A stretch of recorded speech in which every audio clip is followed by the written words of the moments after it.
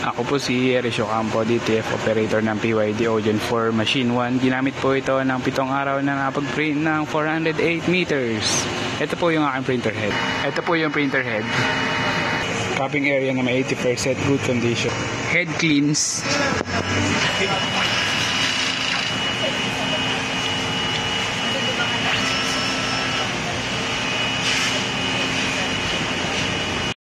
Ito po yung nozzle check.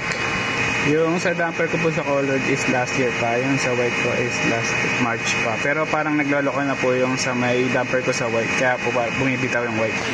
Ink system. Tama lang. Waste tank. Last disposal ay kahapon. AVR. Intact yung ground wire.